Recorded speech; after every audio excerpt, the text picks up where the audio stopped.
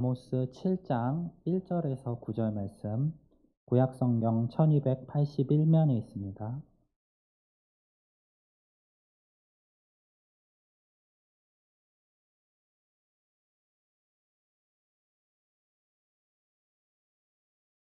아모스 7장 1절에서 9절 말씀, 한 절씩 교독하도록 하겠습니다. 주 여호와께서 내게 보이신 것이 이러하니라. 왕이 풀을 벤 후 풀이 다시 움돋기 시작할 때에 주께서 메뚜기를 지으심에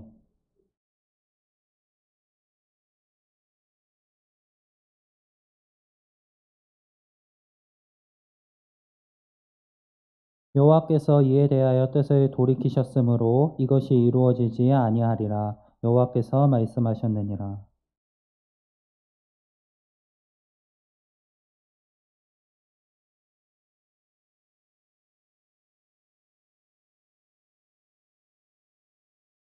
이에 내가 이르되 주 여호와여 청하건대 그치소서. 야곱이 미약하오니 어떻게 서리이까 하매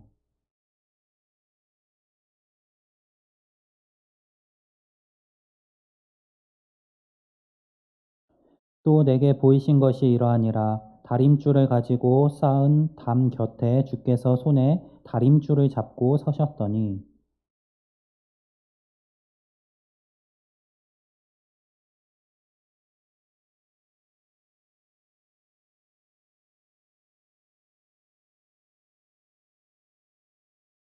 함께 읽겠습니다.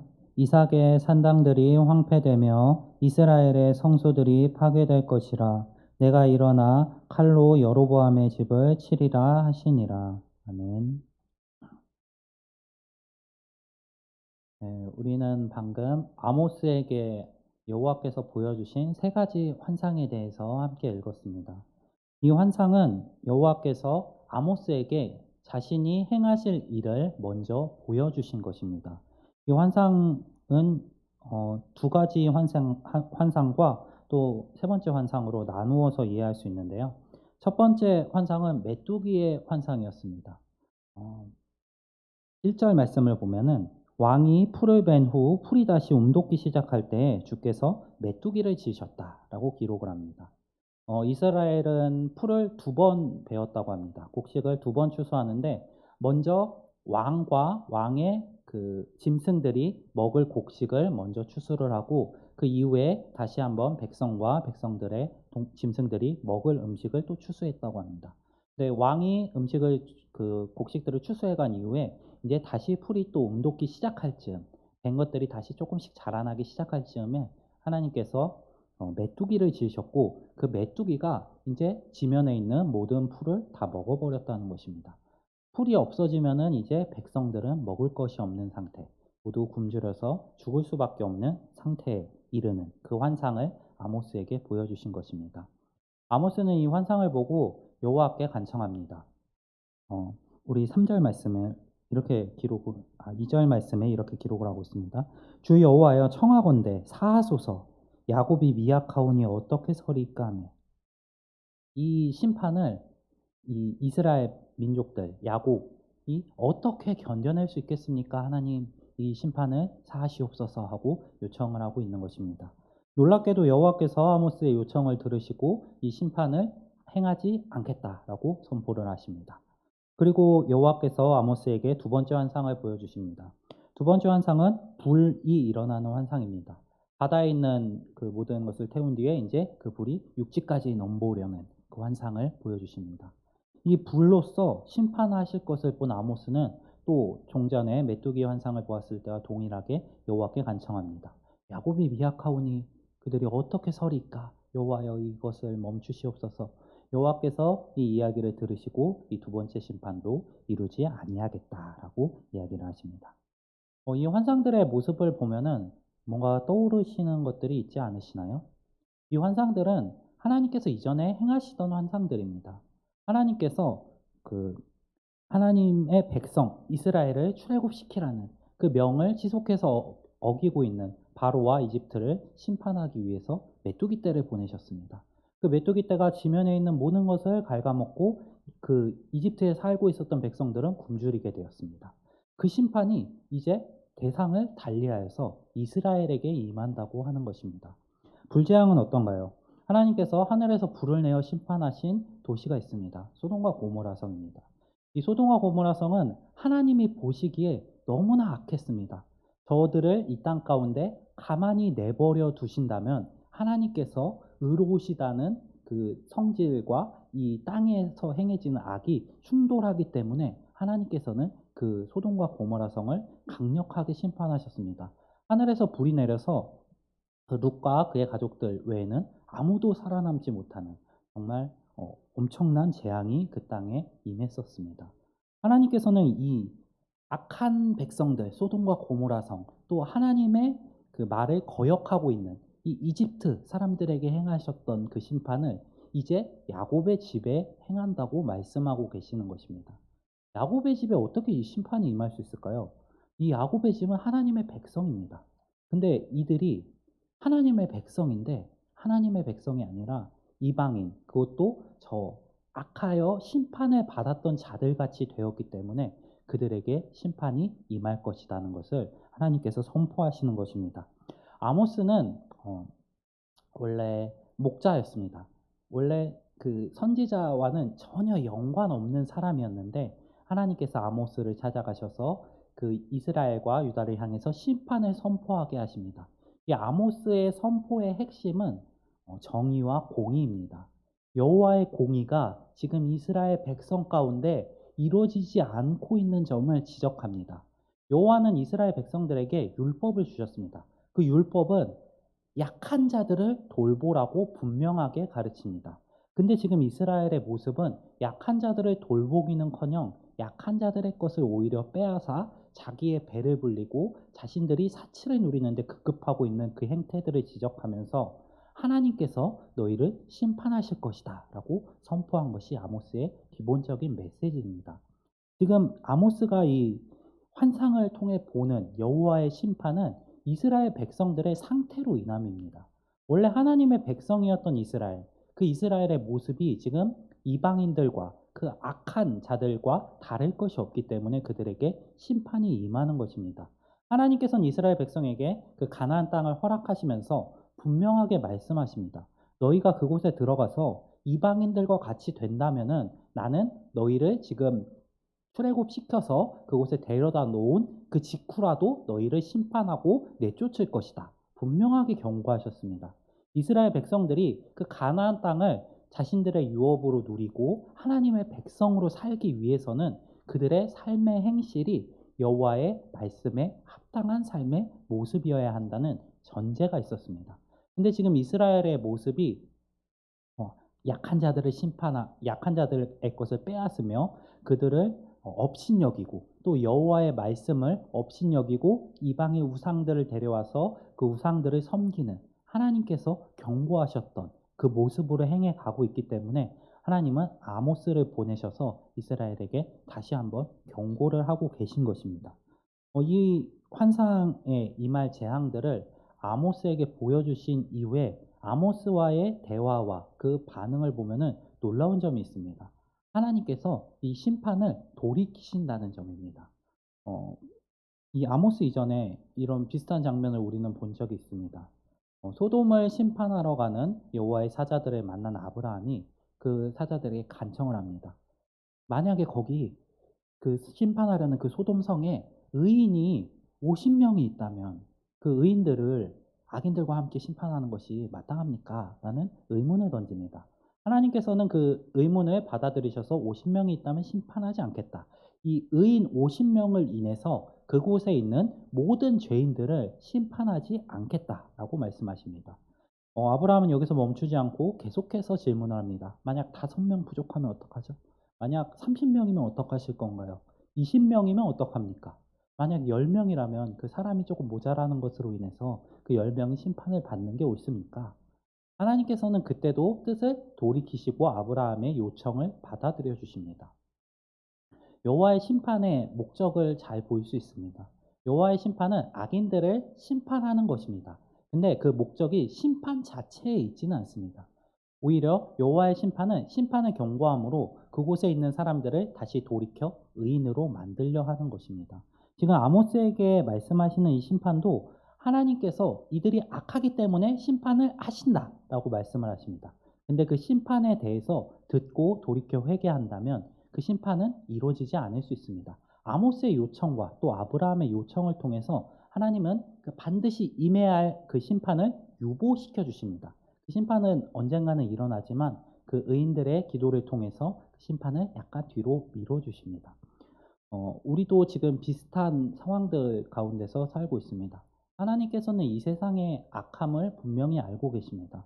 그리고 이 세상을 결국에 심판하실 것이라고 분명하게 선포하셨습니다. 그 심판의 때에 예수 그리스도를 믿어 의인이 된 사람들은 구원에 이르고 예수를 믿지 않아서 그 죄인인 상태 그대로 남아있는 자들은 심판을 받을 것이다 라고 말씀하셨습니다. 지금 심판이 어, 이루어지지 않고 있는 것처럼 보이기도 합니다. 하나님 오신다고 하셨는데 왜 안 오시지? 언제 오시나? 이런 의문이 드실 수도 있습니다. 근데 이 기간은 하나님께서 우리에게 베풀어 주시는 유보의 기간입니다. 오히려 하나님께서 은혜를 베풀어 주시고 계십니다. 아직 예수를 알지 못해서 심판을 받을 수밖에 없는 그 자들에게 다시 돌이켜서 예수를 믿을 그 시간들을 주고 계신 것입니다. 그러한 의미에서 아모스에게 말씀하셨던 이 환상이 아모스의 요청을 통해서 미뤄지고 이제 이후에 또다시 심판에 대해서 환상을 보여주십니다. 바로 세 번째 환상입니다. 세 번째 다림줄의 환상을 보여주십니다. 7절 말씀에 또 한 가지를 보여주시는데 이것을 보여주십니다. 다림줄을 가지고 쌓은 담 곁에 주께서 손에 다림줄을 잡고 서셨더라. 자, 다림줄이 두 번 등장하죠. 다림줄을 가지고 지은 담입니다. 그리고 그 옆에 다림줄을 들고 주께서 계십니다. 자, 다림줄이 뭔지 우리 성도님들 혹시 아시나요? 다림줄은 건축할 때 벽을 수직으로 잘 쌓기 위해서 사용하는 도구입니다. 줄에다가 추 같은 것을 하나 달아서 줄이 이렇게 밑으로 떨어지게 만듭니다. 이 떨어지는 줄은 중력의 영향으로 수직으로 떨어집니다. 그래서 건축을 할 때 이 다림줄을 그 건축하는 벽에다 딱 대고 이 벽이 수직으로 잘 세워지고 있는지를 잘 판단하면서 그 벽을 세워 올립니다. 지금 이 다림줄을 잘 대고 세워진 벽이 있습니다.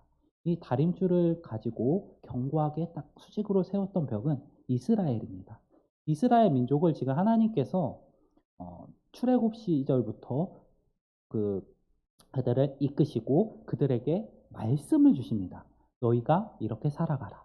이 말씀이 바로 기준이 됩니다. 이스라엘 백성들이 살아갈 방향성과 기준. 이 다림줄을 가지고 벽을 세운 것처럼 이스라엘 백성들은 올곧게 세워져 나갑니다. 바로 여호와의 말씀을 통해서 바르게 세워져 나갑니다. 여호와의 말씀을 주시면서 이것을 기준 삼아서 이 벽을 이스라엘이라는 벽을 곧게 수직으로 잘 세워 나가십니다. 근데 지금 이 수직으로 세웠던 벽 옆에 여호와께서 다시 다림줄을 가지고 서 계십니다. 다림줄의 두 번째 용도는 건축을 한 이후에 그 벽이 잘 세워져 있는지 혹은 이게 조금 기울어서 사고가 날 위험성이 있진 않은지를 판단하기 위해서 사용됩니다. 다림줄을 가지고 곁에 서셨다는 것은 이 말씀을 통해서 잘 세운 이 벽이 지금 여전히 그렇게 잘 서 있는지를 판단하기 위해서 주께서 그 다림줄을 들고 그곳에 서 계신다는 의미입니다. 아모스에게 이 환상을 보여주시면서 여호와께서 이렇게 말씀하십니다. 주께서 이르시되 내가 다림줄을 내 백성 이스라엘 가운데에 두고 다시는 용서하지 아니하리니. 벽이 기울었다면 어떻게 해야 될까요? 벽이 기울어서 사고 날 위험이 있으면은 그 벽을 허물어야 됩니다. 그 벽을 다시 반드시 필요한 벽에서 세워야 할지라도 이미 한 번 세운 벽은 다시 조금만 떼서 세우고 하는 작업을 할 수가 없습니다. 아예 허물고 다시 처음부터 세워 나가야 합니다. 여호와께서 이스라엘 백성이라는 성을 건축하셨는데 그 성이 지금 기울어지고 있습니다. 여호와의 말씀대로 그 기준대로 살아가지 않고 삐뚤어져서 이방인들의 신들을 섬기며 그 자신들의 욕심을 따라서 약한 자들을 핍박하는 모습으로 살아가고 있습니다. 하나님께서는 그 잘못되어서 기울어진 그 벽 옆에 다림줄을 들고 서 계십니다. 이 다림줄을 가지고 이스라엘이 올바로 서 있는지를 판단하셔서 만약에 그들이 올바로 서 있지 않다면 그들을 허무시고 반드시 심판하실 것이라는 경고를 주고 계신 것입니다. 이 다림줄에 대해서 환상을 이야기하신 이후에 9절 말씀에 하나님께서는 어떻게 이 이스라엘 백성들을 심판하실 것인지에 대해서 분명하게 말씀하십니다. 이삭의 산당들이 황폐되며 이스라엘의 성소들이 파괴될 것이라. 내가 일어나 칼로 여로보암의 집을 치리라 하시니라. 이 세 가지의 공통점이 있습니다. 바로 하나님을 떠나 이방의 우상들을 숭배하는 데 집중되어 있었던 장소들, 혹은 여로보암의 집, 어, 사람 여로보암이라는 사람의 후손들, 그들을 의미합니다. 이 여로보암이 구약 성경 가운데 대표적으로 사용되는 곳이 있습니다. 바로 이방의 우상을 섬기는 죄에 관해서입니다. 열왕기서와 역대서를 보면은 왕들에 대한 평가가 등장하는데, 그 왕들에 대한 평가에 이러한 평가가 자주 따라붙습니다. 그가 여로보암의 죄악에서 떠나지 아니하였더라. 여로보암의 죄악은 곧 여호와를 떠나서 이방의 우상들을 섬기는 죄악입니다. 이 왕들이 여로보암의 죄악에서 떠나지 않았다는 것은 이 우상을 섬기는 데서 돌이켜 하나님께로 돌아오지 않고 계속해서 우상들을 섬겼다는 것을 의미합니다. 그래서 이 산당, 성소, 이 모든 것도 역시 우상들을 섬기는 장소였습니다. 산에 산당을 짓고 원래 여호와를 섬기려고 지었던 장소들조차도 이제 우상들을 섬기기 위해서 사용됩니다. 산당과 성소를 만들고 거기서 우상의 신상들을 가져다 놓고 섬겼습니다. 대표적으로 베델의 산당이 있습니다. 원래 베델이라는 장소는 하나님과 야곱과의 굉장히 긴밀한 관계가 형성됐던 그곳에서 이제 산당을 짓고 우상인 이방의 신들을 섬기는 이스라엘의 모습을 우리는 볼 수 있습니다. 이스라엘이 여호와의 말씀을 떠나고 여호와를 섬기는 것을 떠나고 이방인들의 그 신들을 섬기기 시작했을 때 여호와께서는 분명하게 그들을 심판하실 것이다라고 아모스에게 환상을 보여주시는 것입니다. 이 환상에 대한 이 이스라엘의 반응은 굉장히 안타까운 모습으로 등장합니다. 아마시아라는 선지자가 등장을 해서 아모스가 반역을 꾀하고 있습니다 라는 이야기를 하고 아모스를 불러서 막 뭐라고 합니다. 그 아모스에게 너가 이 유다의 선지자야. 너는 이제 너가 살던 곳으로 돌아가서 이 이스라엘 땅 떠나서 너 살던 곳에서 숨어서 너의 생명이나 잘 유지해라 라고 이야기합니다. 아모스는 이 이야기를 들은 이후에 분명하게 이야기합니다. 나는 원래 선지자도 아니고 원래 나는 뽕나무나 치던 사람이지만 하나님께서 나를 부르셔서 너희에게 이 심판의 메시지를 선포하게 하셨다. 하나님께서는 이 작은 아모스를 부르셔서 이스라엘에게 심판을 선포하십니다. 이스라엘에게 선포된 이 심판에 대해서 세 가지 환상을 보여주셨습니다. 이 환상을 보면서 우리는 몇 가지 함께 생각해 보려고 합니다. 첫 번째로 하나님께서 이 환상들을 통해서 보여주시려고 하는 것이 죄로 인해서 잘못되어진 이스라엘이 돌이키기를 원하신다는 점입니다. 하나님께서는 이 분명하게 임할 심판을 아모스에게 보여주십니다. 하지만 아모스의 기도로 그 심판은 유보됩니다. 그리고 이 유보된 심판은 결국에 다림줄의 심판으로 이어집니다. 이 다림줄의 심판은 기준을 명확하게 하는 것입니다. 이 기준은 하나님의 말씀입니다. 하나님의 뜻대로 올곧게 서지 않는다면 그들은 돌아올 수 없다는 것을 보여주십니다. 아모스는 여호와께 그 재앙에 대해서 용서해 달라고 간청하면서 이렇게 표현합니다. 여호와 야곱의 집이 야곱이 미약하오니 어떻게 서겠습니까? 야곱이 설 수 없다. 야곱이 미약하다. 야곱이 지금 굉장히 미약한 상태에 있습니다. 야곱은 지금 서지 못하는 상태에 이르게 됩니다. 여호와의 심판이 만약에 그들에게 임한다면 이들은 한 명도 살아남을 수 없고 한 명도 서지 못하는, 지금 여호와를 떠나서 여호와의 기준을 떠나서 악에 놓인 상태에 놓여 있습니다. 여호와께서는 그들에게 다림줄을 가져다 대신다고 하십니다. 이 다림줄에는 두 가지 의미가 있습니다. 만약에 그들이 올바로 서지 못했다면 심판을 하신다라는 의미입니다. 하지만 그들이 만약에 이 심판에 대한 경고를 듣고서 돌이켜 자신들을 올바로 세워 나간다면 여호와께서는 그 기준에 따라서 그들을 심판하지 않으실 수 있다는 전제를 포함하고 있습니다. 여호와께서는 이 다림줄을 들고 이스라엘의 곁에 서십니다. 이 다림줄은 하나님의 말씀입니다. 하나님의 말씀대로 올곧게 서지 않는 자들을 심판하시지만 올곧게 서지 않았던 자들이 여호와의 말씀대로 다시 살아가고자 다짐하고 올곧게 세워 나가려고 한다면은 그들에게는 용서가 따르게 됩니다. 그리고 두 번째로 생각해 볼 것은 이 심판에 대해서 아모스가 기도했을 때 그 심판이 돌이켜졌다는 것입니다.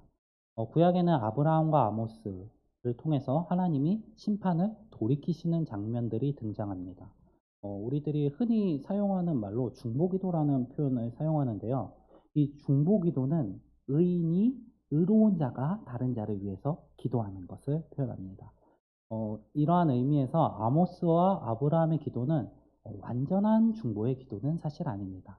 아브라함과 아모스 모두 죄악을 가지고 있었고 그들의 중보는 그들 자체로 인해서 여호와께서 그 재앙을 돌이키셨다기보다는 그들의 강구를 듣고 여호와께서 그것을 유보해 주시는 오히려 하나님의 은혜가 강조되는 부분입니다. 하지만 우리는 이것보다 더한 중보 기도를 알고 있습니다. 바로 예수 그리스도의 중보입니다. 예수님은 이 아모스와 아브라함과는 조금 다르십니다. 예수님께서는 하나님을 통해서 이 땅 가운데 오셨습니다. 인간의 몸을 입고 오셨지만 그 예수님께는 죄가 없습니다. 죄가 없으신 상태로 태어나셔서 이 땅 가운데 살아가시면서도 죄를 짓지 않고 여호와의 말씀대로 살아가십니다. 그래서 결국 예수님은 삶을 통해서 의를 완성하십니다. 그 의로우신 예수님이 중보를 하십니다. 바로 누구를 중보하냐면 우리 지금 예배드리고 계신 성도님 한 분 한 분을 중보하십니다. 예수님의 중보는 완전한 중보입니다.